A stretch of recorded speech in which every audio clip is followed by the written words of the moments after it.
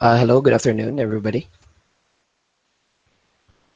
Good afternoon, Good sir. afternoon, Yes, good sir. Good afternoon. afternoon, sir. Okay, by the way, guys, since we haven't started the program yet, I would just like to announce something. This is for 3B. Tomorrow we'll have a class in the morning. Is it okay, guys, if we start at 8 a.m. so that every oral presentation will be finished before 12 or at 12 noon? Okay, sir. Okay na. Okay, Sige. yes, sir. Okay. And okay, so thank you. Thank you so much, guys. Para mahuman na nato tanan kay napatay two hyper and hypothyroidism, which is long, and also DM. DM is really a long report. So hopefully kung masugod tag 8 ma-finish mahuman na taog kuan 12 noon. And then in the afternoon, we will have our 116 hourly exam at 2 p.m. Sige, thank you guys.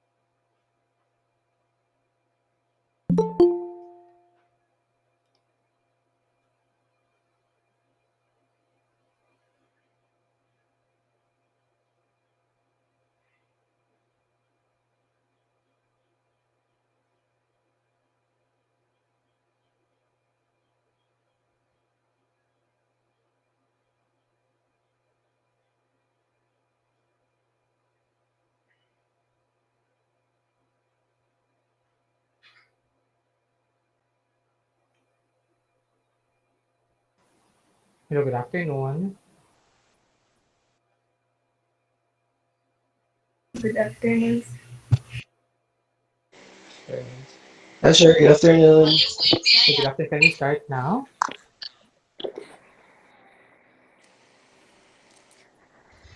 Okay, guys, you can start the program now. Alan, go ahead. Abby,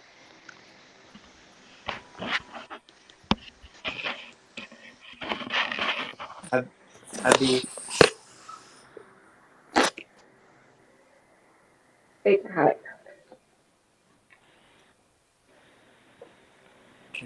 1, 2, 3.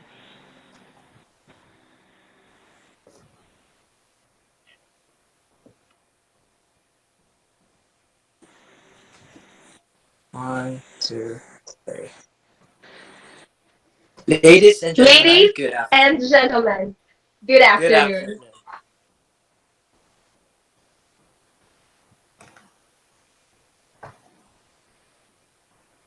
I'm Alan Daniel F. Abusejo.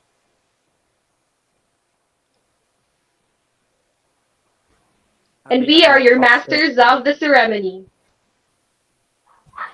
How are you today, Abby? I'm doing good, Alan. How about you? I'm doing good as well, and I'm pretty excited for what's in store for us during this afternoon's webinar. That's so good to hear, Alan. So before anything else, we would like to request everyone to please prepare for our opening prayer, national anthem, and the Seo hymn.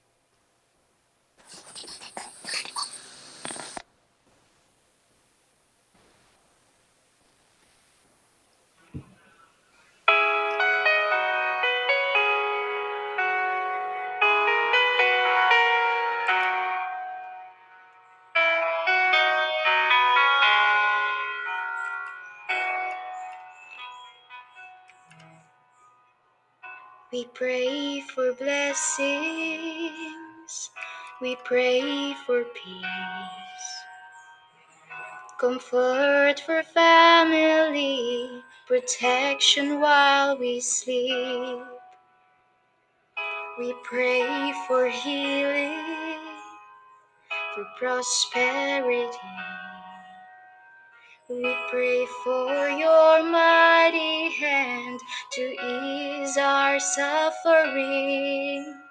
And all the while you hear each spoken need, yet love us way too much to give us lesser things.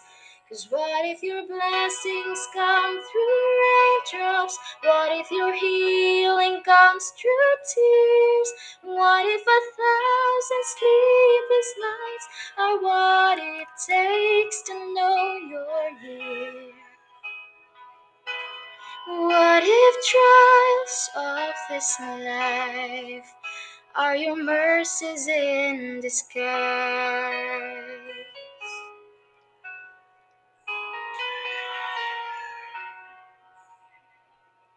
We pray for wisdom, your voice to hear. And we cry in anger when we cannot feel you near. We doubt your goodness, we doubt your love, as if every promise from your word is not enough. And all the while you hear each desperate plea, and long that we have faith to believe. 'Cause what if your blessings come through raindrops? What if your healing comes through tears? What if 1,000 sleepless nights are what it takes to know you're here? What if trials of this life are your mercies in disguise? When friends betray us, When darkness seems to win, we know the pain reminds this heart that this is not our home.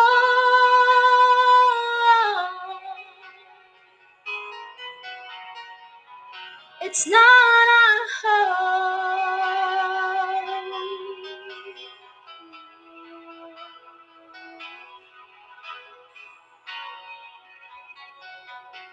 'Cause what if your blessings come through raindrops? What if your healing comes through tears?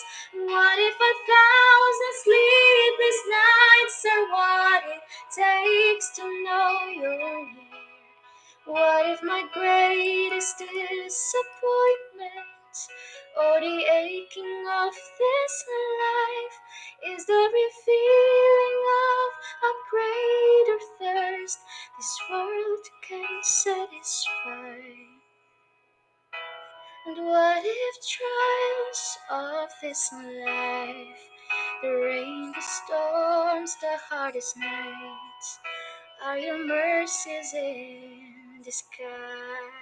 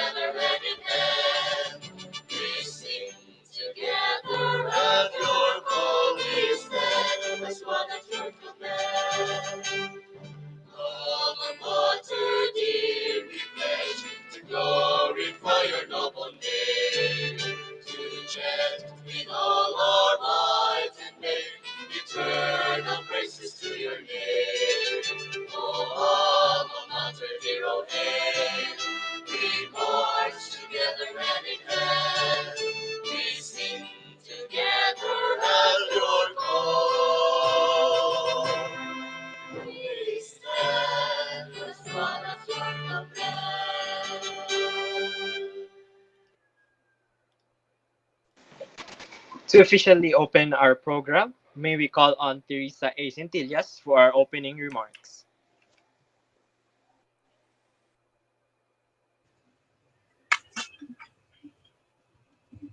To our dearest participants, to our speaker, and to the clinical instructors, good day. Ladies and gentlemen, I would like to welcome you all in today's webinar about infection control and waste management. While COVID 19 is a primarily global health emergency, one of the challenges in this crisis is dealing with the infectious waste. And during this time, we must establish a reliable infection control and safe solid waste management services to protect the public health and to contain the spread of the virus. This webinar would be a great help to us, student nurses, and the knowledge that we will acquire is necessary to ensure one's safety and the safety of our patients. Thank you.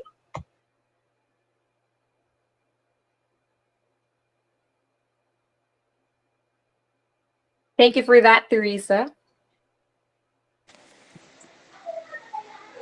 Once again, ladies and gentlemen, good afternoon. We are all gathered here today for our seminar entitled Infection Control and Waste Management Segregation.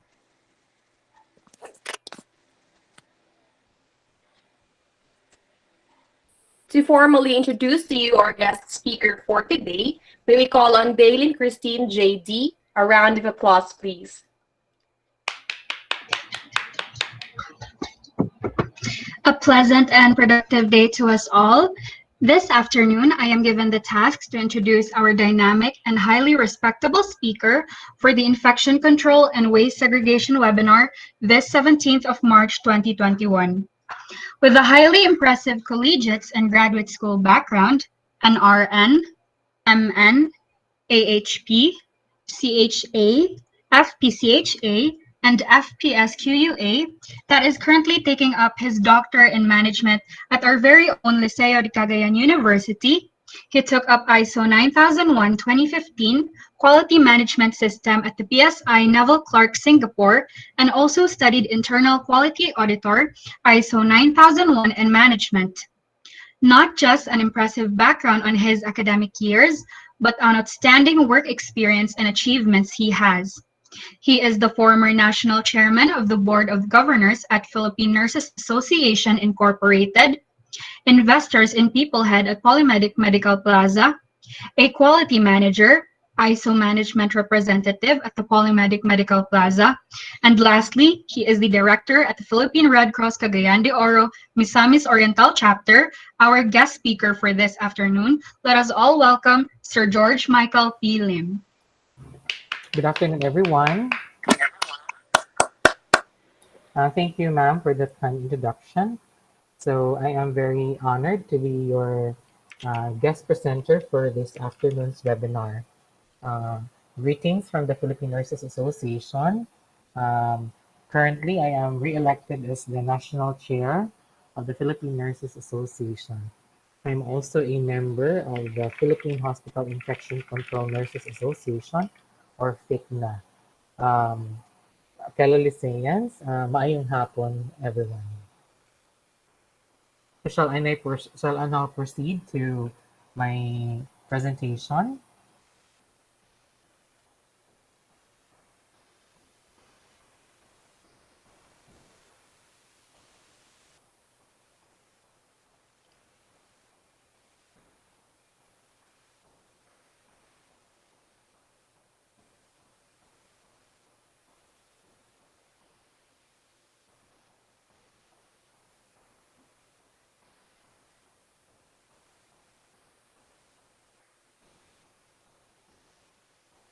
Good afternoon. Maklaro ra ba mga ma'am, sir? Is it visible already? Yes, Yes. sir. Yes, sir. Okay. So Good once afternoon. again, Good afternoon, Sir George. good afternoon, ma'am. I'll be presenting to you the guidelines from the World Health Organization on infection prevention and control for epidemic and pandemic-prone acute respiratory disease, which also comprises of the in general concept of basic control, basic infection prevention and control.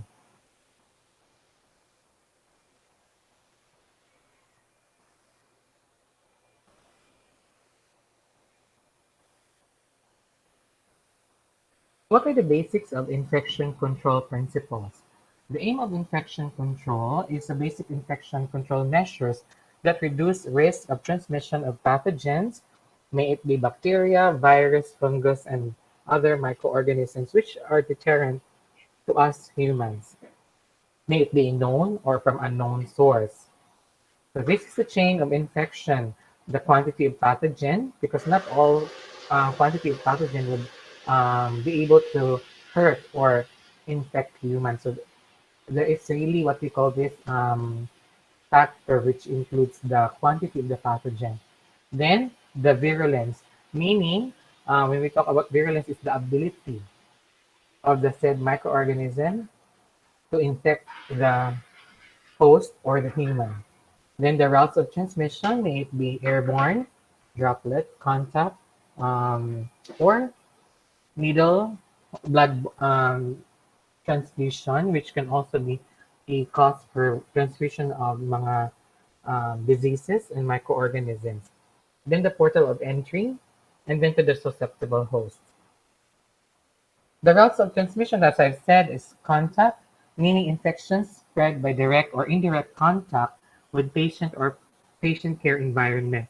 So that's why infection control is dearly close to the theory of Florence Nightingale, which is the environment theory. So we have to take care of the environment in order for us not to get sick, and also for the patients not to acquire diseases from the care environment. Then droplet infections spread by large droplets generated by coughs, sneezes, and etc. For one good example for this are the Neisseria meningitidis and the pertussis, which is their the whooping cough. And then airborne or droplet nuclei, infections spread by particles that remain infectious while suspended in the air. These are your TB, bacillus, measles, varicella, and variola. So breaking the chain of infection, of course, before we proceed to um, looking back to the chain of infection, we have to look into where. So why is it that infection prevention and control is important? So prior to that, we should know what are these chains that we can break in order for us not to get infected, or in order not our patients not being infected. So number one is the source control measures. These are our cough etiquette. Remember when we cough or sneeze, we should not just share it open air or with the environment. We should cough with using our disposable tissue or folded sanitary facial tissue, and of course, if nakamask, the better. So cleaning and disinfection is also one of those measures that could lessen the chain of infection. Most of the of transmission can also be prevented using the following. For contact, we have hand hygiene. Hand hygiene can have two. One is our hand washing with soap and water. And then the other one is the use of our alcohol-based hand rub. But going back to those concepts, make sure that when we wash our hands, it should be thoroughly and properly done using the proper hand washing technique, the use of soap, and then proper drying of our hands. Then, of course, when we do our alcohol hand rub, we should at least use 70% alcohol solution, not less than 40% alcohol solution is not advisable to um, get rid of the microorganisms. Dili niya kaya because it's only 40% strength.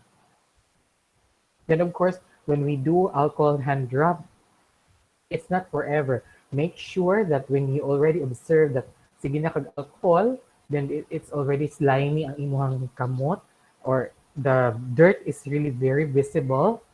So that's the time that we need to use what you call this soap and water. So then we also have droplet distance from the source of less than or equal to 1 meter. So that's what's being practiced now, especially with COVID-19. And then for airborne, it's ventilation, because it can easily be suspended in the air. So transmission can occur if ever there is no ventilation. Then vector is for example, these are our fomites, mga kanang frequently touched objects, and of course our bed nets. Portal of entry into the host is adding, how to prevent this is adding barriers. What are these barriers? These are our PPEs, or known as the personal protective equipment. Madunggan ra ba tanan? May clear ra ba akong tingog or hinay ra? Sakto lang. Yes, sir. Clear ka siya. Loud and clear. Okay, thank you. So for the host is strengthening host defenses, which includes, of course, strengthening or boosting our immune system. So taking up mga supplements to increase or boosting our immune system. These are vitamin C or ascorbic acid and also our zinc. Uh, these are the common preparations. There are also other studies which includes provision of vitamin D, um, so that it could also boost the immune system. The vitamin D doesn't really protect doesn't necessarily protect the immune system, but it boosts the raising of the immune system's ability, because one good example for that is if ever the host or the person is not really getting enough kanang vitamin D nga source, like sa sunlight, no? Uh, for example, ang inyong environment is always indoor, so less likely gid kaayo ang development with your vitamin D. So that's why it's also important to have those supplements so that ma-maximize ang atong gitawag na absorption sa atong vitamin C or ascorbic acid. The zinc is also one that could boost the immune system. And of course, our proper hydration and vaccination. Good thing for now, as a current nga update, we have already started our vaccination for against COVID-19. So we have received the first dose. So those are the mga how to break or how to prevent the chain of infection. So core infection control measures in the healthcare settings. So number one is early recognition and reporting. That's why all the Department of Health has implemented the Philippine Integrated Disease Surveillance and Response, or the PIDSAR, so that there will be a mechanism in all healthcare facilities and hospitals to report um, sudden increase or sudden surge of various diseases. Not only This is not only talking about the COVID-19, but there are various diseases such as your diphtheria, your poliomyelitis, which are considered as high alert ng mga diagnosis. Your adverse event following immunization, and also your mga other infectious disease which are considered reportable. So for that, the reference for that, it is found in our community health nursing um, nga law sa ini reporting of reportable diseases in the Republic of the Philippines. That is also found sa ato ang as I've said, sa CHN, and also sa kini ato ang public health nga mga kanang topics. Next is infection control precautions, as we've said, using barriers, PPEs, and also, of course, our hand hygiene, alcohol-based hand rub and hand washing, PPE, which includes but not limited to gloves, gowns, masks, respirators, and eye protection. So karon matingalat tanong nga ang eye protection before was only goggles, but this time around, to cover the whole face, naa na tayo gitawag nga face shield. So it covers the eyes and the nose and the mouth after, of course, sa imuhang mask.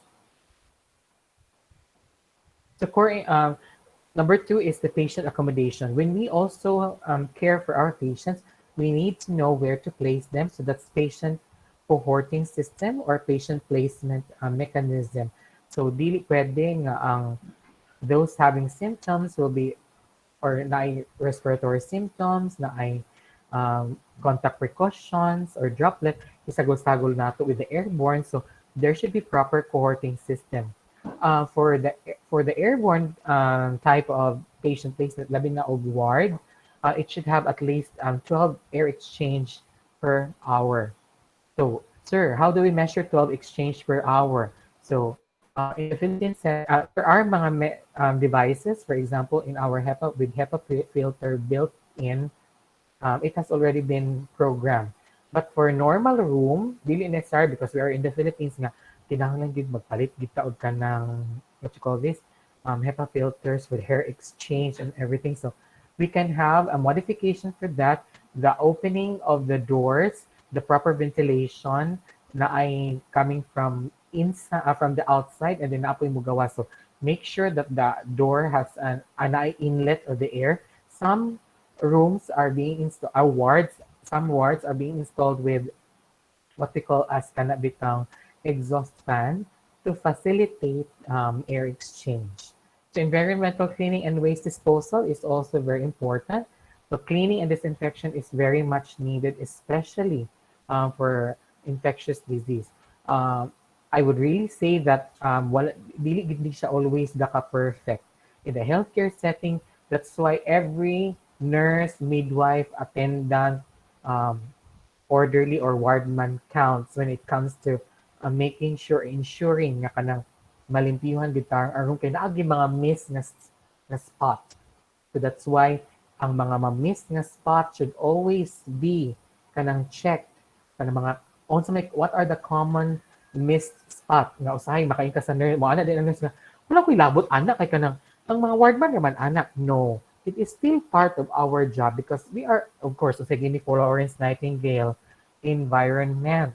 So we have to make sure that the environment is suitable or dili siya deterrent sa atong pasyente.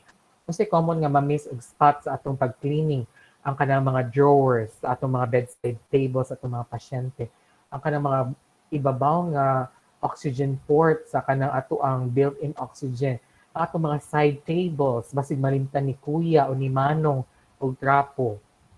So these are the common nga mga ma-miss. So make sure when we go our rounds sa isa ka nurse, it doesn't really need nga ang infection control nurse mo buhat tanan. Remember that when we talk about environment and cleanliness, it's everybody's business. So, di ba? So, always put that in mind, future nurses, because you will always you will all be stakeholders in the infection control program. Even if how nice the infection control program is, even what how kanang gitawag na to nga very comprehensive kaayo ang policy, but the policy will just be a piece of paper if it is not being put into action. Next is our occupational health management. So proper reporting of fellow nurses, co-workers in the hospital, kung na yung mga kanang diseases or symptoms. For example, during this time, all influenza-like illness must be reported to the ICN and and ideally partnered with infection control nurse o si occupational safety nga nurse. So they are the ones that would verify if unsa to siya nga symptom na develop ang isa ka worker or isa ka nurse or isa ka doctor. So for example, in this time during COVID-19, we have to make sure that all flu-like symptoms such as fever, cough, cold, sore throat, um, body malaise or LBM will be dili siya ma-miss og report sa ato ang what we call this atong mga infection control nurse or atong occupational health nurse. So do not be afraid kung naay ana din na, for example sa school sa liceo na isa sa atong nagbalik na ang face to face for example, and then suddenly ang isa nato kakauban nag naay cough or naay sipon or naay fever, I do not be afraid to tell, or ikaw mismo nga naka-develop ana nga symptoms, do not be afraid to tell your instructor or whoever is the authority in the school nga, ma'am, kanang naglain lagi akong paminaw, ma'am, kanang dili lang sa sir kumutunga mo kay nag-fever ko na nag-sipon. So dili pwedeng ay ma'am kanang nasubawan naman siguro ko mo kinaulanan ko kagabi. No. All of the influenza like illness during this time, especially during pandemic, are dili siya pwede mingon nga basin. It is not dealt with nga kanang basin lang or kanang i-take it very lightly or imo lang siyang i-downplay. No, we have to report. It's up for the health worker nga mag-assess sa imo if you're fit to work or you're fit to go to school for face-to-face. So, we also as friends atong mga kaila, dili ato i-tolerate kung siya, ayo pagsaba kang ma'am kay, para makagawas ko sa balay ba? O, di ba? Muna din ang technique. Sige, wala na ka nang medyo ubo-ubo ka na paano ni siya, uy, nagkanta, mag-video kay gabi. So, dili pwedeng ana. You do not downplay the signs and symptoms. We need to report it. Then, if ever you develop such symptoms na influenza-like or flu-like, just tell your instructor and better not to report to school. Ma'am, kuan lang sa ako, ma'am. Kanang virtual or ma'am, work from home lang sa ako, ma'am. Kay taon taman lamang nag-develop magid ang ako ang flu-like symptoms. So as a guidance karon sa IATF or sa ato ang interagency task force against emerging and re-emerging diseases, mas importante din. And it is also supported by the Department of Labor. Perhaps the CHED is also in consonance with it because under man sa kuan, under sa kaning IETF ang CHED appeal. No? So this is an example of how we, ang kanang pag-sneeze, how we spread the microorganism. Because sir, droplet man ka, sir, nga nung naam siya sa hangin. Of course, mo i-resolve siya initially. Kaya hatching baya ka, alang-alang imuhang kuan is airproof ang sneezing. So, yes, ang COVID-19 is droplet. Mo gid iyang so ang iyang type sa iyang infection, but it can aerosolize initially. Tuhad basig pag-abot sa board exam mo ipangutana sa board of nursing na what if the patient has ko the patient sneezes and sa mo naglibog na din ka sa aerosol, sa airborne o droplet. Again, COVID-19 is droplet siya. Ma-aerosolize lang siya during sneezing or labi na og kanang kabantay tag ato mga kauban nga may kay nga wala nagmask then mastorya bitaw kay kanang mura gid siya kanang reporter sa ABS-CBN na we are here live kasi ang paano din tumatalsik ang lahat ng tumatalsik. So kana pwede na siya nga mahimo nga kanang labi nagduol kaayo ta so mahimo na siyang so tungod sa kasubra nga forceful kaniya pagstorya na mura na siya na aerosolize. Okay? So what are the measures for that? We have the standard precaution should be applied to all patients. Remember, kana at labi na karon, di magid nato tanan patients ipa subject for RT-PCR or kini ato gitawag na polymerase chain reverse transcription polymerase chain reaction or the PCR. Okay, it's number one, it's expensive, and of course the guidelines would say that it is not necessarily being to be done routinely. So, someone as a health worker and a future student nurse, make sure that when mag-duty or mag-care sa patient, naka-PPE gid og tarong with do not remove, do not touch your face mask and face shields or your face, mouth and nose, especially when caring for the patient. Dili gid pwede. If ever you'll be using your clean gloves, dili pwede nga kanang ay naka-clean gloves ikaw ko, pwede rin mag-hikap-hikap. No, it's not. Make sure it is a protective equipment. Make sure that by the time that you will touch your face na humana ang imuhang hand hygiene o imuhang disinfection. Dili mo nga, ay kung ano, nakamask bitaw ko karon. No. These are just ever since walay PPE nga 100% maka protect sa ato ang ano man. Kay usahay bisag unsa ka nindot or how effective is our PPE. Ang atong gitawag nga pagka TANGA. Sa may meaning sa TANGA, sir, tanga. Kasi atong pagkatanga, atong pagkakanang complacent sa ato ang trabaho nga wala lang ka nag-hygiene. Yeah, the tendency ra ba kung nag-mask ka, no? We have the tendency to mag-adjust, then wala tayo kanang gamit sa kani ato ang alcohol hand wrap before maghikap sa dool sa face, before mag-adjust sa sanitize sa imong kamot. So, parang walay ingong hala natakdon ko kay kuan kuan manggod, daghan na rin kay kagrason. So we have to make sure that our practice would also fit nga dili ta ma-prakdan. So for the transmission-based precaution, these are our contact droplet and airborne. So transmission-based precaution are often used empirically according to the clinical syndrome or signs and symptoms that are likely etiological agent. So again, as a run through, hand for the standard precaution, we have hand hygiene, respiratory hygiene, and cough etiquette. So pag mag-ubo, asa man ta mag-ubo? Kanang ana gid i-share din ako sa kay I love them. No. We have our kanang dinhi sa atong elbow, or if not, we use our tissue. Ana. Dili na uso ang handkerchief kay may kag sir nga wala na may handkerchief. Imagine ang handkerchief is dapat iba labahan. So ang imong handkerchief kung kapila nimo siya hatching dinhi. So ano ay sir kana po sa side B. Ah. So nasa sa side C na sad. So kadugay na hugaw na siya na then ibutang din mo sa bulsa. So you are still spreading microorganism. Unlike for the tissue, pag ano hatching ano, throw it away, labay na. Then dili yung nga na throw it away. Balik sa sanitize. So sa pag-proper sanitize nato, going back again, bisag alcohol-based hand drop, na dapat na at least 2 to 3 ml nga naa nga imuhang naa sa imong hand ang alcohol hand drop. Same with yapon. Then the same nga katong mga nga process atong mga paglimpyo. Ato lang siyang gipulihan with an alcohol. So dili siya necessary nga ay hara ka magtarong nga ako dira ana-ana. Okay kasi uga naman na. So dili na to siya cleaning sa imong hands.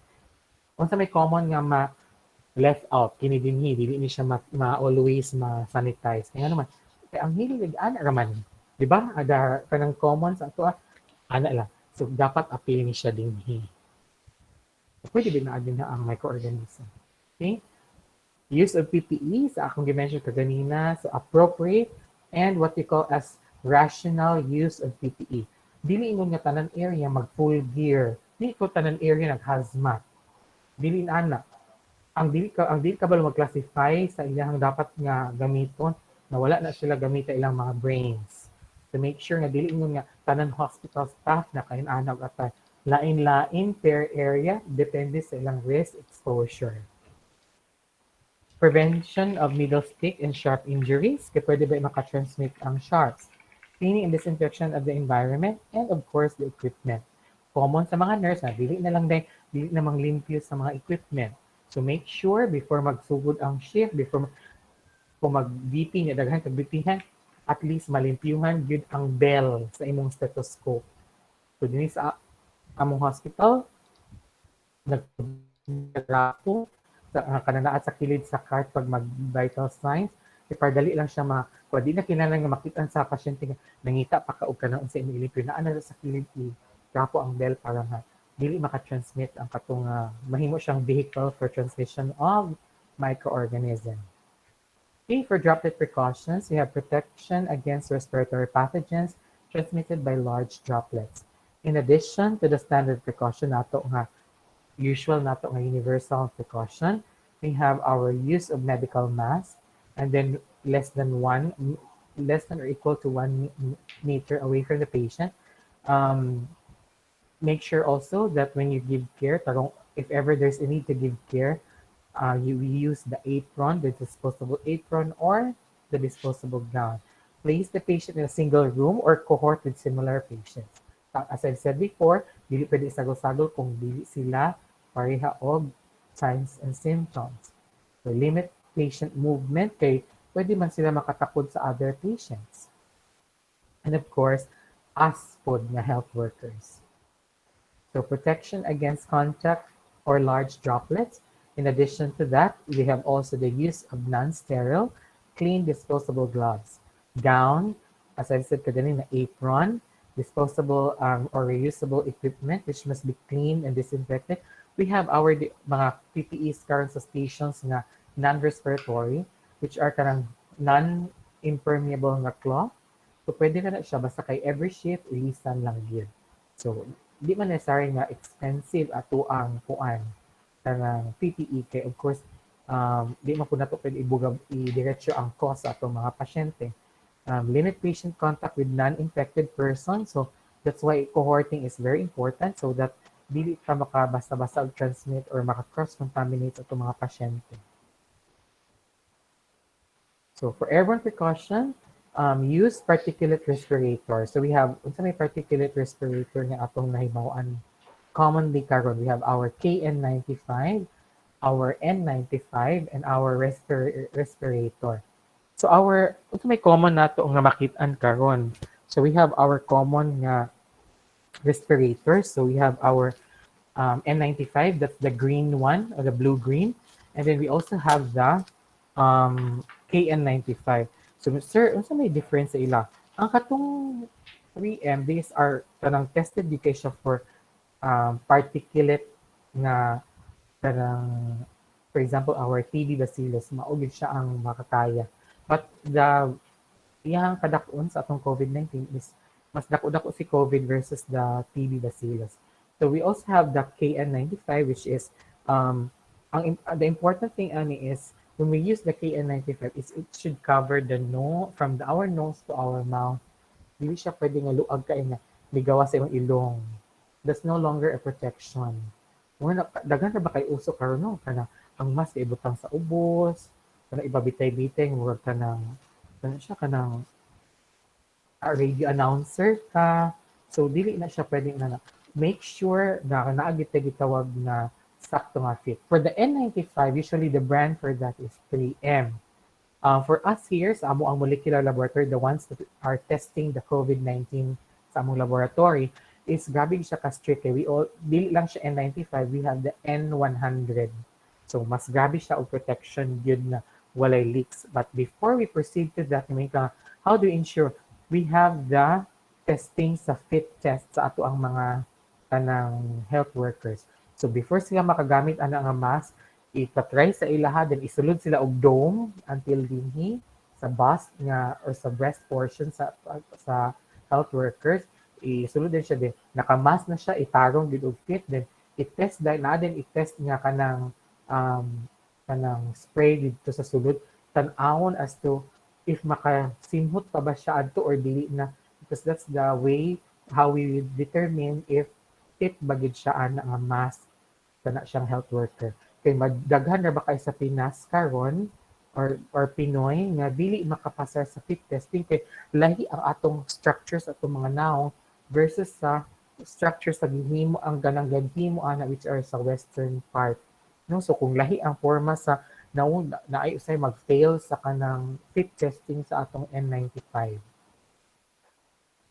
But of course, we are very, wala na kayo, kasukaon na gitaan ng hand hygiene o hand washing technique. So we have to observe the 5 moments.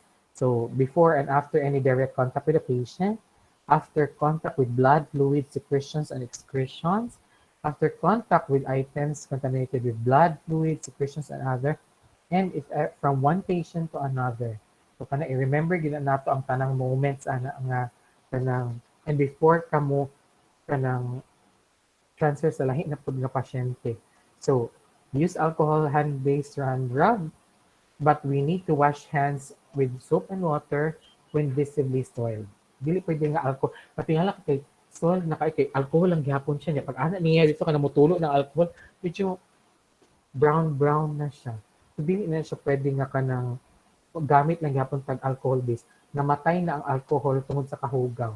So we go back to soap and water. After a while, terminal na po nga kan disinfection sa kamo, pwede ito kabalik sa imuhang alcohol-based hand rub. So far, nakuha arawatanan, nasabtan pa ba, nadungga. Are my audience still alive? Are we still attentive? Loud and clear pa ba akong discussion? Yes, Yes, sir. sir. Yes, sir. Yes, sir. Thank you.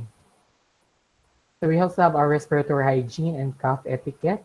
So part of the standard precaution is the education of health workers, patients, and visitors. So aside from our mga IEC materials, our information educational na mga kanang materials, no? We have to also have other types of kanang educational nga mode or ways. So, here sa polymedic, nakakandak na mi og ka ng previously og ka ng infection control kapihan. So, at least in an afternoon session, we have mga reminder na siya sa ato ang health workers, no? Nga ka na, please be reminded of ka ng kuan, proper hand hygiene and proper wearing of our mask and face shields. So kana siya gaitarong balik-balik gid na sila aside from the memos, the signages. Kaya of course ang uban bisan og naanay signages no kay magsige na gid gapog limot-limot, pabuang ang face shields. Di ba ang face shields dapat nakaingon ani dili siya pang headband. Oh. Mao gid ang style nato nga headband. Then of course, if ever magbalik na ang kanang sa school pod na kanang face to face nga kana pwede na magbalik sa classroom, when you have your breaks or snacks or lunch, dili pwede mag-eat together. Bawal na siya. So if ever you will eat together in a place, bulag-bulag. Ang isa face dito, ang isa walay kaatubang din face with siya din ha. And the other one naga pwede tawag na physical distancing. Dili pwede nga mag-eat together kay kanang kay nag face to face na o simbakog na isa din na nga nag asymptomatic then suddenly nag-cough siya then na-transmit niya na sharing is loving gid kaayo ang tibok school di quarantine din mong tanan. Oh, so make sure that the minimum public health standards is still being applied, strictly being applied sa atong mga schools and classrooms. Samot na og magkaon og mag-inom nga kanang together. So make sure that there is physical distancing and di pwede mag-atubangay, especially pag mag-eat. Then, source control measures, of course, sa atong mga tabon sa atong mga baba, no, sa craft etiquette. Then, kung mas maayo, kaya at least matrap naman siya dito. And of course, hand hygiene and of course, our physical distancing. Una gid atong gaibalik-balik karon. Okay, so other types of PPE used in the healthcare settings, we have the gloves to protect, of course, our hands, our gowns and aprons to protect the skin and our clothing. So ako pag mag-rounds ko sa taas, I will change my attire from this to the gown. Kaya parang dili siya di ko magdadala sa ma-lessen. Di may nga mawala gid 100% na ma-lessen ang imuhang. Then ang atong type sa cloth nga gamiton, katod yung dili siya mo mabasa dali. So para pag sa droplet, matagak na siya sa floor. So, ana siya. Bisan og mapisikan imuhang PPE, it should be impermeable kay parang dili siya dali dili siya mosunod o di siya ma-absorb so that matagak ra pud ang droplet. Okay. Masks and respirators to protect the mouth and nose. Respirators protect the respiratory tract from airborne infectious agents. And goggles or face shields to protect the eyes. So, naadi na ang facials to protect face, mouth, nose as a whole. Pagkita with mask pa gyud, so Sharon na gyud. But of course, sa atong mga student nurses and also the faculty, kung magamit ta sa atong face mask, na regular face mask like this, make sure nga proper ang fit. Dili ingon nga kanang luag kaayo nga murag nag-ana maisog-isog ni mo kamulong sir. Make sure that it is properly nga fit siya sa atoa. Kay this mask can protect 88% nga dili makasulod. So kung luag ang imuhang face mask, this portion here, itay lang nato para mo fit din na sa ato ang dalunggan. Dili pwede nga mag buot-buot. No nga. Okay naman siya basta ka naka-mask na ko. The fitting of the mask is also an important nga factor in your protection sa kanang mga infectious or virus agents. PPE for standard precautions based on risk assessment. If direct contact with blood, so make sure when we have our duty, kung asa ta nga area, dapat inana pod ka na applicable atong PPE. So if direct contact with blood, body fluids, secretions, so dapat na kayo, aside from your minimum public health standards, we have our gloves and gown. If there's a risk of spills, body or mapisikan baka ang face or splashes are likely to happen. We have gloves, gown, face protection, goggles, and additional pagyud ang face shield. Ang uban maggamit ng gigapon og goggles labi na skills are likely to happen. Okay, for PPE for transition days, we have used additional standard precautions for contact. Again, repeat, gloves and gown. For droplet, medical mask is already enough, but proper fitting, proper tie. Ha? When airborne, is particulate nga respirator. So sa may difference sa kanang particulate nga respirator. So sir, unsa may sample sa imuhang kanang particulate respirator? This naay katong green, naapoy katong um, white nga particulate respirator. So example for the green one is katong N95, and then we also have this one katong white na. So this is mga N95 nga type. So mailhan nato commercial cone shape, no? It's cone shape nga kanang mask. Same with our um, N95 nga katong green. So ang KN kabalo naman ta. So mask and respirator barriers on filtration. We have surgical mask that protects our against body fluids and large particles. Particulate respirators are our N95. Protects against small particles and other airborne particles such as your TB, and of course ato ang kanang sa ga-aerosolize ka nagaubo nga active nga COVID patient nga nag respiratory distress or nag-intubate or nag nebulize. So alternative material as barriers, kung por si kaso nga emergency situations, we can have tissue or cloth. Diba katong grabe kalisod ang face mask, we opted to have cloth mask.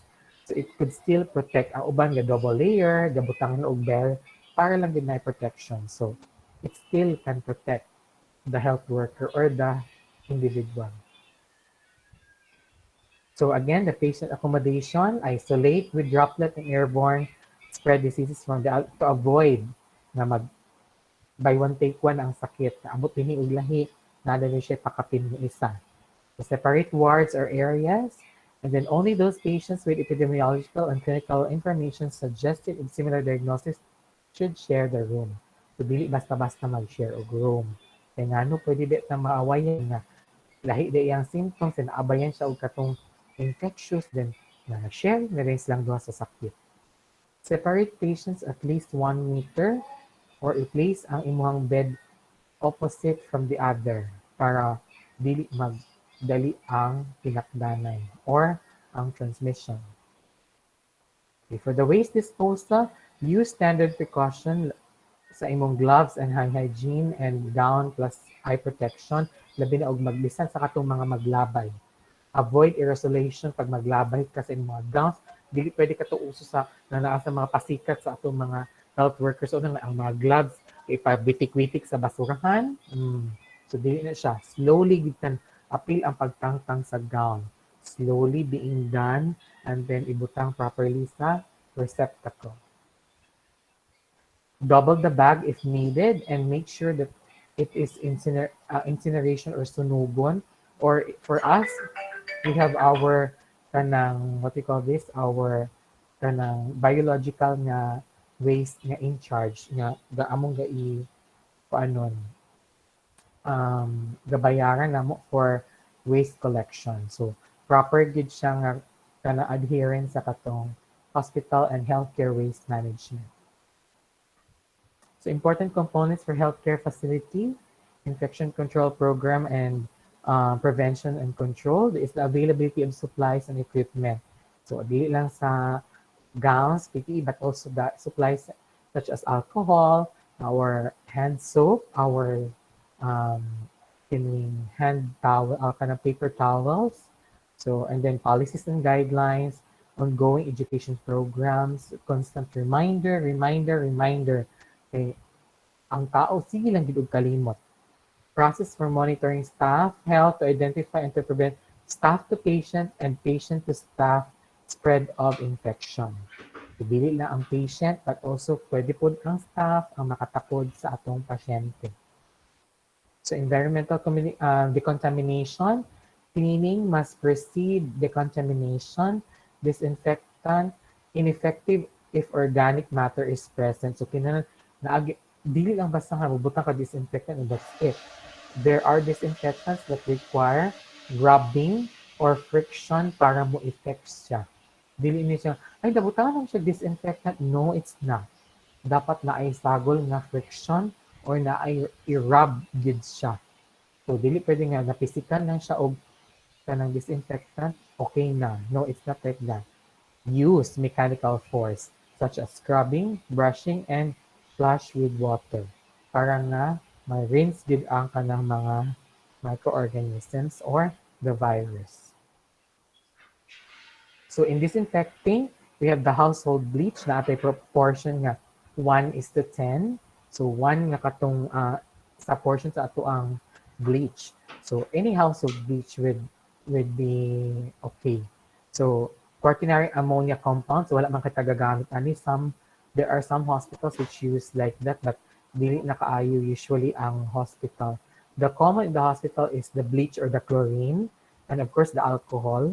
70% or 60% sa ethyl is effective enough to kill viruses and microorganisms. Peroxygen compounds are used in our kanang gitawag nato nga kanang sterilization sa atong mga kuano, sa atong mga equipment. So naatay ana kanang EO gas gamit nato. Phenolic disinfectants, germicides. We also have our tablets nga ibutang namo sa laundry. Pag isog pa ang kanang atong mga used nga linen na ihulog na tablet didto nga kanang preset tablet. So ikuan siya dito ihumol siya kadjut ayha din siya i-wash among mga laundry personnel kay para wala na kagaw. Then the germicides, we also have the quat sa amo ang mga disinfectant sa amo ang surfaces. And we also have the nano gun which has a disinfectant na spray na mo after bitaw mo gamit sa katong PPE amo ang staff. Before sila mag-ilis para nga katong na nagpilit-pilit nga mga microorganisms ma-deter na. So before sila maghubo, isprayhan sa sila silang kauban o katong kuan. Of course, hindi nila i-remove sa ang katong ilang mga covers para nga ma-spray to sila. So using bleach solutions, first clean the organic material from surfaces or items. Wipe non-porous surface with sponge or wet cloth. Make sure that i-allow sa siya to dry before proceeding. Kaya basig tungod sa nabasa pa kaayo na dili ba yan ana ang pagpatay sa kagaw. Make sure that after nimo siya ibutang og disinfect, i-rinse, then i-dry. Dili ingon nga naglama-lama ang imuhang nag watermarks ang imuhang mga surface. So use fresh diluted bleach daily. Dili pwede nga nakamix karon for hanggang forever, no. Daily lang din siya. So pag maabtan na siya og 48 hours, the efficacy of the said nga bleach will no longer be kanang effective sa atong disinfection. So for hospital-acquired infection which is neither, as a review, sa present nor incubating at the same time of admission. So includes infection which only becomes apparent after discharge from hospital but which has acquired during hospitalization. So kana itong hospital-acquired infection, pwede nga wala pa siya diya sa hospital. So pag uli, ay nga nanigawas ang signs and symptoms. So kita gyapon ang responsible ana. It's also termed before as the nosocomial infection. So modes of spread sa itong microorganisms, again, two sources is indigenous and self-infection organisms, which are harmless in the site and in one site and can be pathogenic when transferred to another. For example, it's your E. coli. So exogenous or cross-infection transmitted from other source, from nurse, doctor, or watcher, or from the environment to the patient na padayon. So spread entry and exit of routes. So again, natural orifice.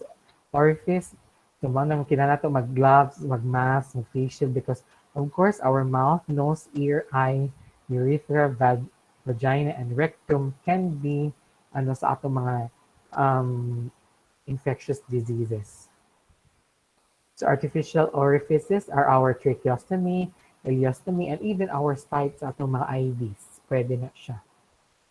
Mucous membranes, which line most natural and artificial orifices. So, very common din na siya no, sa hospital na maka-acquire of infection because nagpasakad lang ta sa atong mga devices and our mucous na mga na pwede magpisik sa ato ang pasyente. Skin breaks can also be an entry or exit route sa atong mga microorganisms. So again, as a review, the chain of infection, we go back to the source or reservoir of microorganism. It is coming from the host or from the other source. Method of transmission is from hands, instruments, clothing, coughing, sneezing, dust, and other fomites. Point of entry, orifices, mucous membranes, and the skin.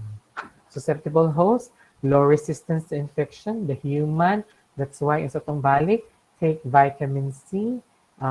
Kung baka bata sa buntag, pagpainit, kundi, sir, mahal ang vitamin D.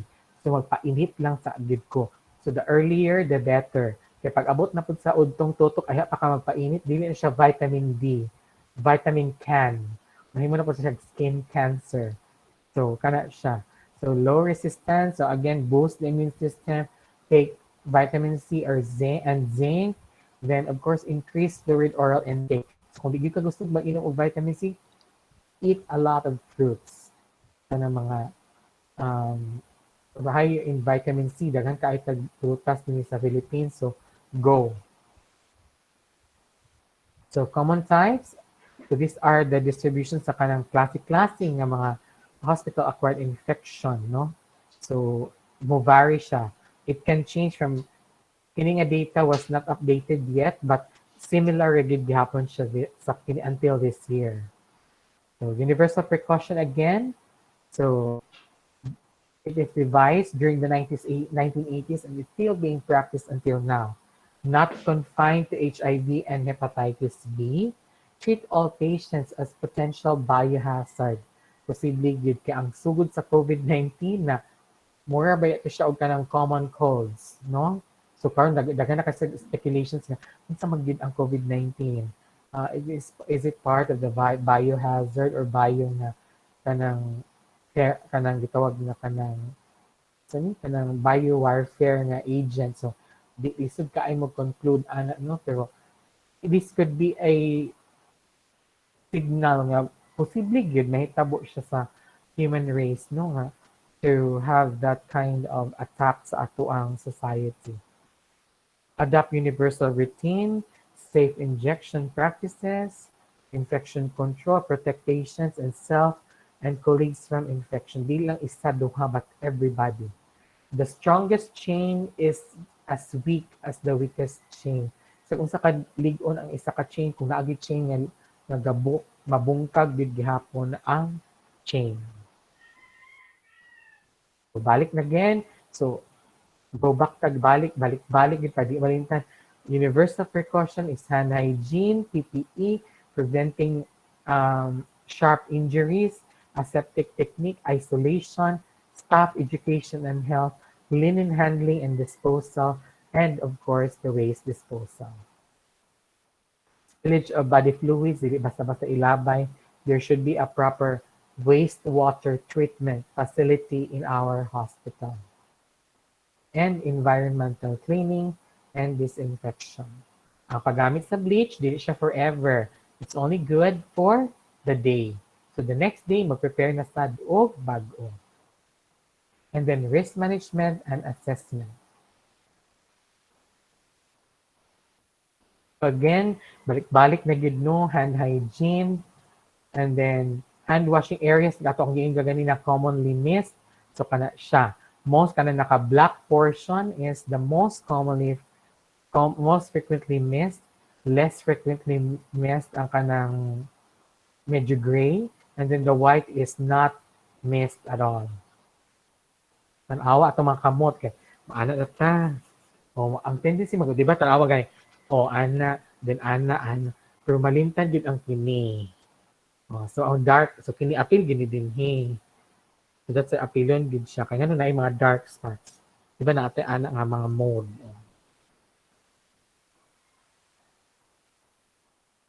So, PPE again, balik-balik. So this is already a review. Protection. Ang head protection is usually maligo man ta after ta mag-duty. So not necessarily nga mag-protection but some would really want to have kanang bonnet. So okay lang. Foot protection, fluid repellent gown. So mo na itong ito nga um, water, kanang di impermeable gown siya. Okay, for sharp injuries, avoid recapping of our needles, avoid kanang unsafe injection practices, mag-recap. Dapat kung pwede dili na i-recap, labay na diretsyo.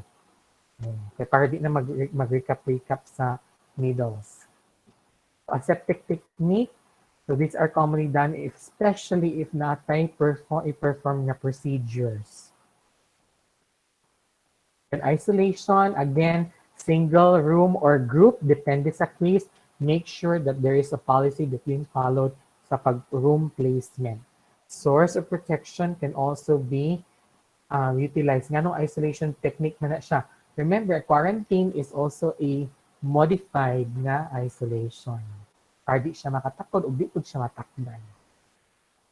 Again, source of isolation and infected agent is from patient is mainly to prevent airborne transmission or viral respiratory droplets. So respiratory are the MRSA, pulmonary tuberculosis, and such as including COVID. No? Protective isolation for immunosuppressed patient. So katong immunosuppressed, dapat they are very much protected kay dali sila matakdan. I guess that's the last slide. Thank you so much, and I'm now ready for your questions.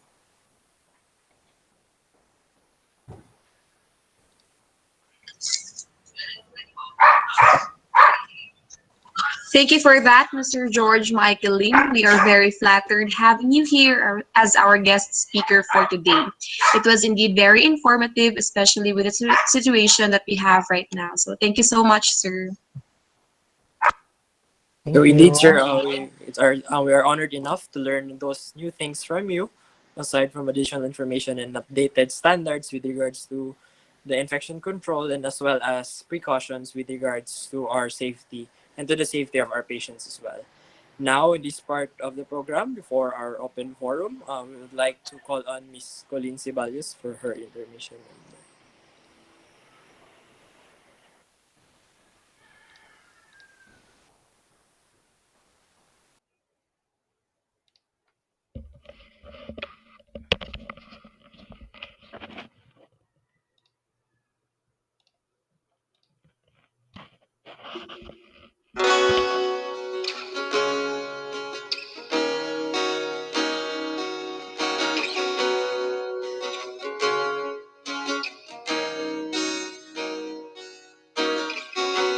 Sa hindi inaasahan, pagtatagpo ng mga mundo, may minsan lang na nagtugtog, damang-dama ng ito. Di pa ba sapat ang sakit at lahat na hindi ko ipararaos sa'yo? Ibinubunyakan ng iyong mata, sumisigaw ng pagsinta. Ba't di pa patuloy ang pagsuyong ng kulang? Tayo umaasa, ilag at kanluran. Ikaw ang kanluran at bilang kanluran mo, ako ang sasagip sa'yo.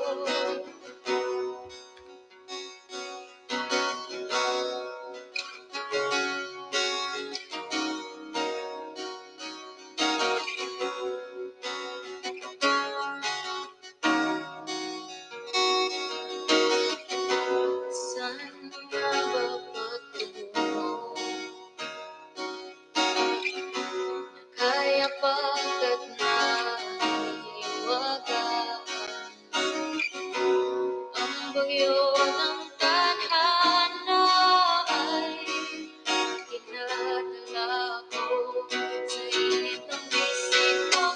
Pati pa sabihin hindi mo maamin, ipauubaya na lang ba to sa hangin? Huwag mong ikatakot ang bulong ng damdamin mo. Naririto ako't nakikinig sa'yo.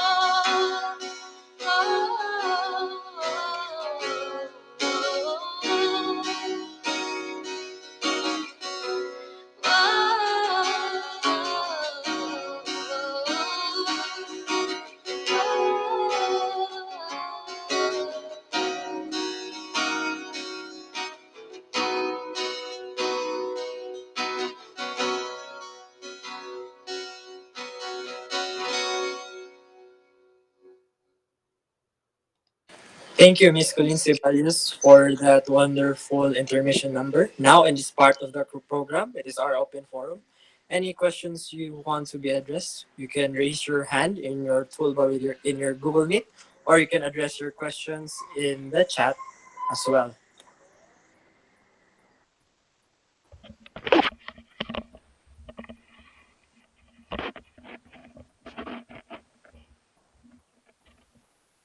Yes, good afternoon. Any questions, clarifications, or anything that you have in mind?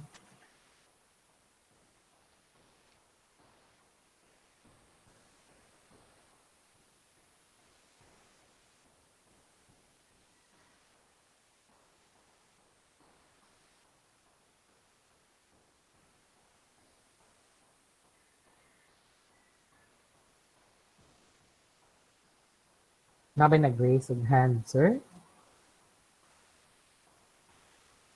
So, do you guys still have questions for clarifications for Sir?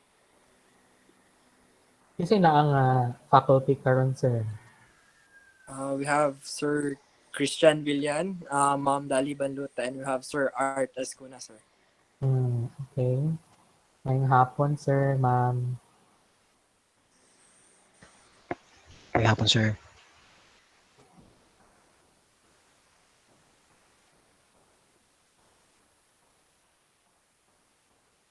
So, as you can see, there are no questions being raised or clarifications. Nasabtan na Uh, ba? Sa man ka nang nakuha na, sa may na-learn sa uban, di? Can I ask somebody kung sa'yo na-learn? Here in my screen, we have Angeli. Kasi nga ni Angeli. We also have Abigail. Sa may inyo, what insights could you share?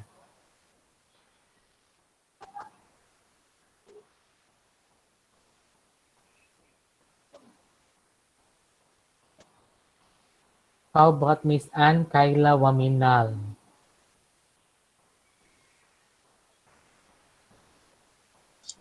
Hello, sir. Good afternoon. Good afternoon. I have learned more about the infection control, sir, especially soon as we prepare for face-to-face classes. So I've um, learned the do's and don'ts, and kanang more. It made me realize the importance of being meticulous because sometimes katulagi sir ang pagkatanga, it could affect the whole population if dili jud mi mag-follow. So thank you for that, sir. Mm-mm. Okay. How about the others? Okay. Good afternoon, sir. Andrea? Good afternoon, sir.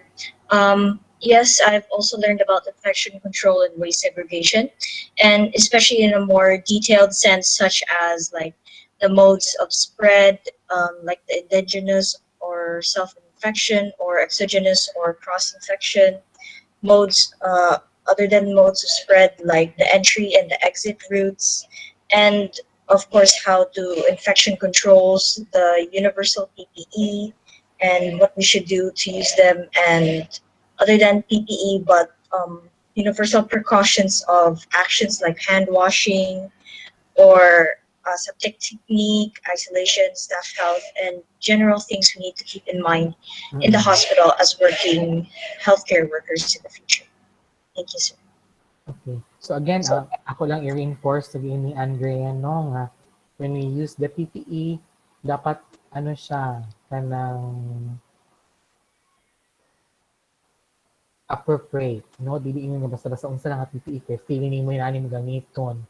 And then ang PPE po dili siya for fashion.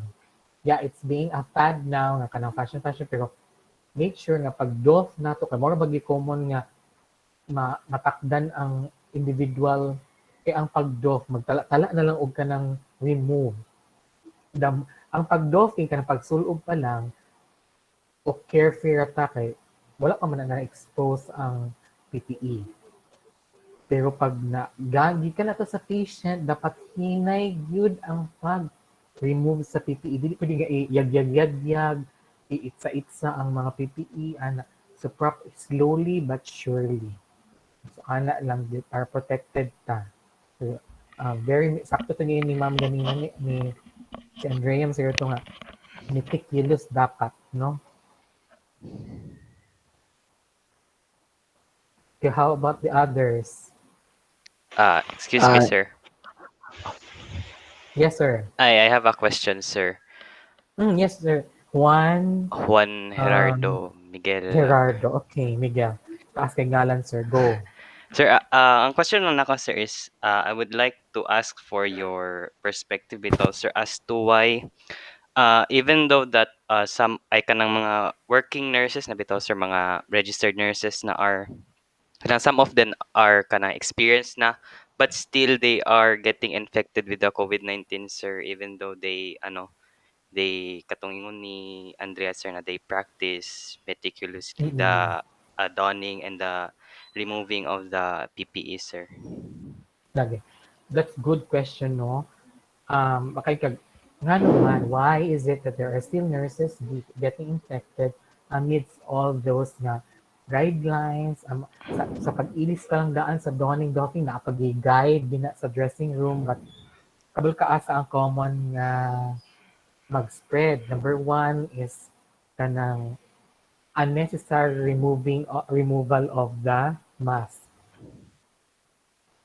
Eh, okay naman kay kanang wala akong kauban. Pag-abot sa kauban ay pa rin mag-mask, no? So, dili man ana. Then number two is eating together. Then number three, going outside, mag-party-party sa mga kauban. Maglakaw together. So, ang katong isa ka kauban din kay nag-uban ko din sa katong na-infected. So, ma-appeal og contact trace, ma-appeal kung naa magaling ang virus gid nga makuha na, nagtinakdanay gid because kanang complacency lagi nato no nga okay raman to siya wa man siya giubo wa siya gifit-on so, okay ka to siya so lagi tendency even if naanay sa hospital grabe ka practice ang tarong but pag wala ang magtanaw sus mag-eat ka na kana gyud mag-eat together kay magpwede ba gyud aerosolize no or mag droplet kay magkaon ba na mag-storya so isa na siya sa mga common nga magmatakdan ang what you call this ang healthcare workers, dili lang nurses, but including medtechs, radtechs, kana gid siya. Kana lakaw-lakaw nga grupo, then kumpiyansa nga dili magmas. So, mo na siya.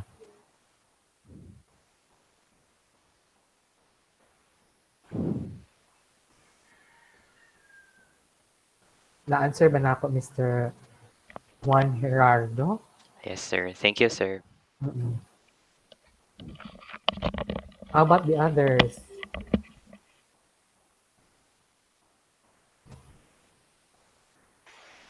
Hello, sir. Excuse me. Yes, sir. Sir, I have a question, sir. Sir, in your opinion lang, sir, especially na online, I mean, the face-to-face classes are coming soon na, sir. Sir, what is your opinion about the safety of the students, sir, kung mag face-to-face na? Mm-mm. Okay, that's a very good question, Winster, no? Um, I had a chance to assist and kanang I was invited in one of the schools, in some schools in Manila. who are now opening nga katong face-to-face nga kanang sa eskwela.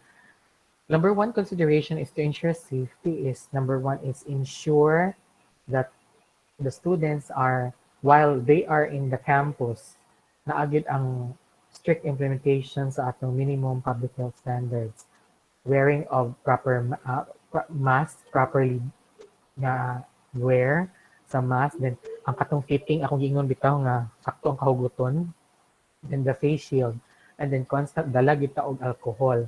The number two is limited gyud ang classroom nga I mean ang estudyante sa kada classroom.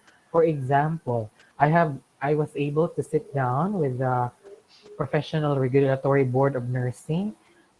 Sa classroom kung mag-board exam karon kung ipadayon ang board exam which ni oppose pagid ang uban sa PRC pero naanay guidelines ana. For example, that classroom is capable of handling 35 na kanang students in full capacity. Pag abot sa face-to-face, i-allow lang siya og 8 to 12 per classroom.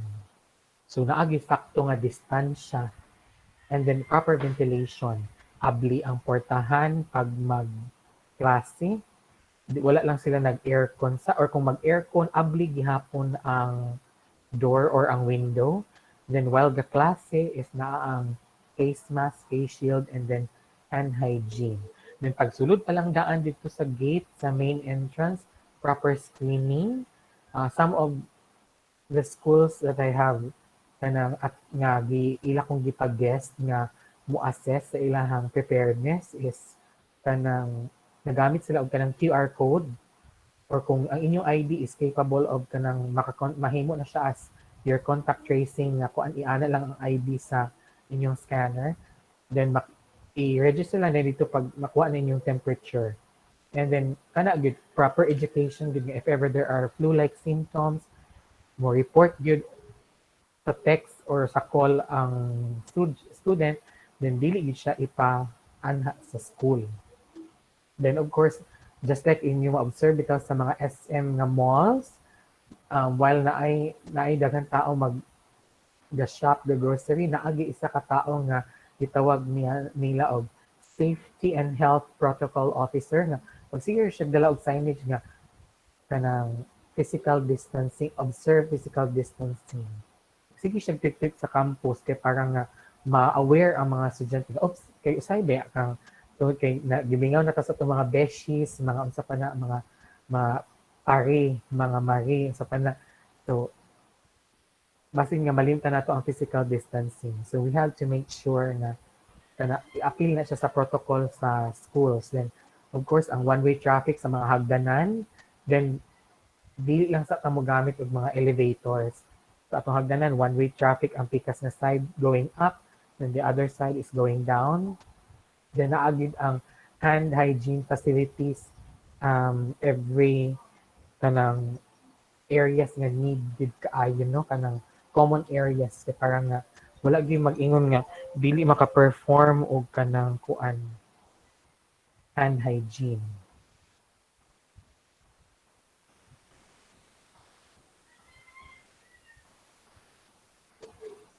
Mr. Windsor, do you have anything else to ask? Thank you, sir. Lana, sir. Thank you.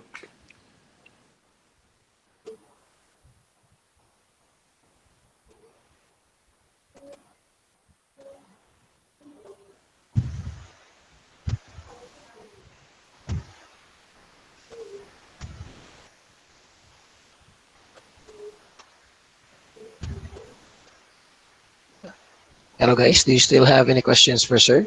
Mr. George?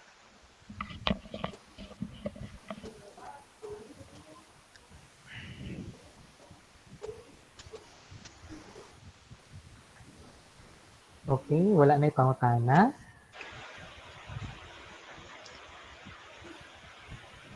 Sige sir, magkuha na lang ko sir, mag-provide ko sa insight. Uh, Okay. Sir, first of all, I would like to thank you so much, Sir George Lim, for giving us your time for today. Good. Thank you, guys, sir. despite the tight schedule that you have, Like natagaan me. jud nimo og time mga amuang webinar. Thank you so much, good sir. Thank you so much. And sir, regarding po sa imong gitudlo this afternoon, it was really nice, sir. The time na ako nag-eskwela pa kog nursing, wala di na matudlo sa mo ng kuan kato bitong areas nga na miss gid sa imong hands while Mm, mag hand wash ka. It was very nice that I saw it today, and it was I was amazed nga na I degree gid sa part sa hands nga ma-miss gid siya paghugas atong kamot mm, sa hospital magud. um, Magdali-dali na, mga nurses kami magdali-dali na. Sometimes dili na gid mi maka-stop sa atubangan sa kwan sa faucet para manghugas. So ang mga alcohol na lang jud mi. Sa alcohol magud kay lesser time imong ma-spend sa pag-rub sa imong kamot. Mas may gitong mag-hand wash ka kay sakto ang kwan kanang bitong naagi ka ng duration gid nga sakto para maka-scrub jud ka sa imong kamot. And then bahala gani inana gani kay nagya po yung mga parts sa imong kamot nga wala gyud po matarong hugas. So it's very nice gid sir ka na kay kuan na present gid na to na kuan. It's very nice na supplemental information. Very nice, sir. thank you.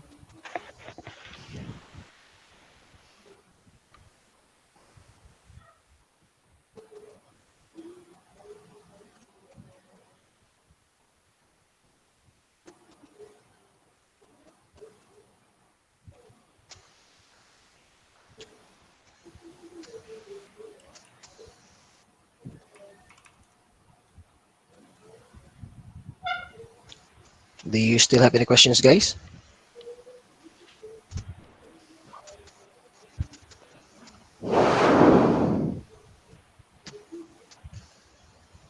Oh,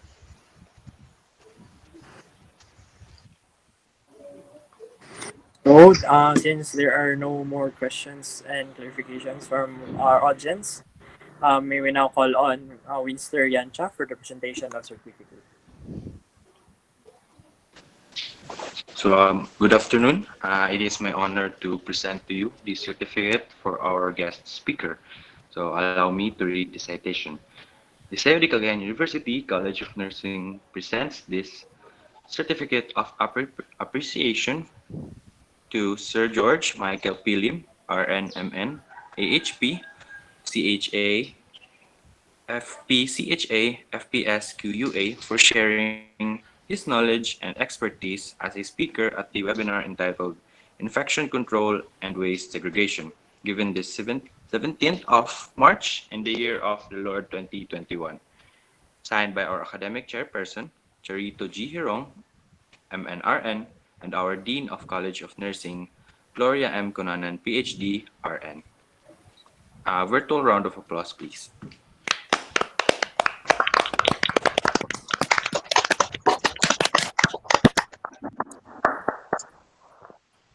Thank you so much for that, Winster Yancha. Sir, it is our honor to present to you that certificate. Now, for the closing remarks, may we call on Ms. Crisia Pauline Limbaco for her closing remarks.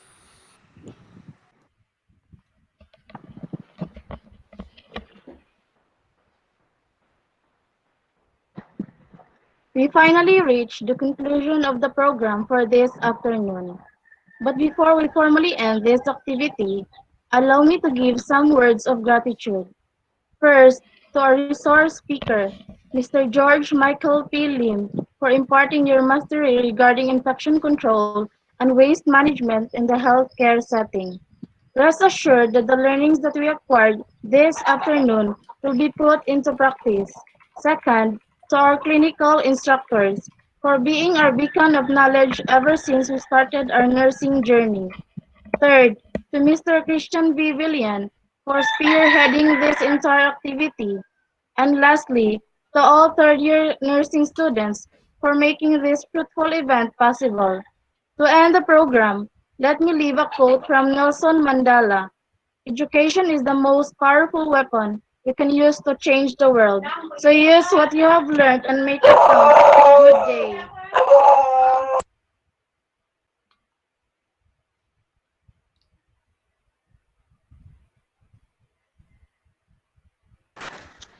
Thank you, Crisia Pauline Limbaco, for that wonderful closing remarks. So, we have concluded our program. Once again, my name is Alan Daniel F. Abuseo, together with my co-MC, Abigail Sirania. We are your masters of ceremony. But before anything else, may we request everyone to turn on their cameras as we take a picture for our documentation.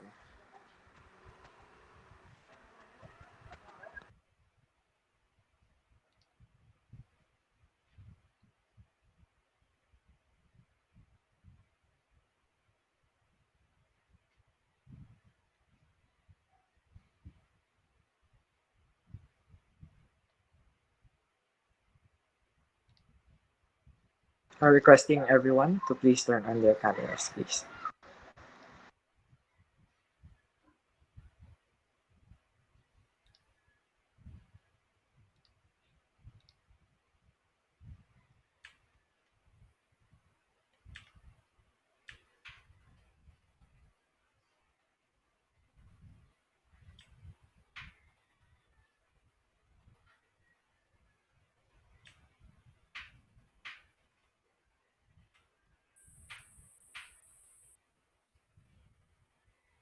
So thank you everyone for turning on your cameras. So are there any further instructions with regards to our instructors or Christian, Villan?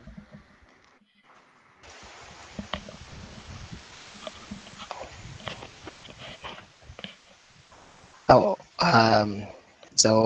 okay, guys. I think it's. Thank you so much for your hard work, and again, thank you so much, Sir George Lim, for being our speaker. Well, amazing resource speaker for today, and thank you for your effort, guys, in organizing this event. Thank you so much. I think I will wrap this Thank up. you. I head na po. Bye-bye. Sige, sir. Sige, sir. Thank you, sir. Okay. So, what to siya, guys? I form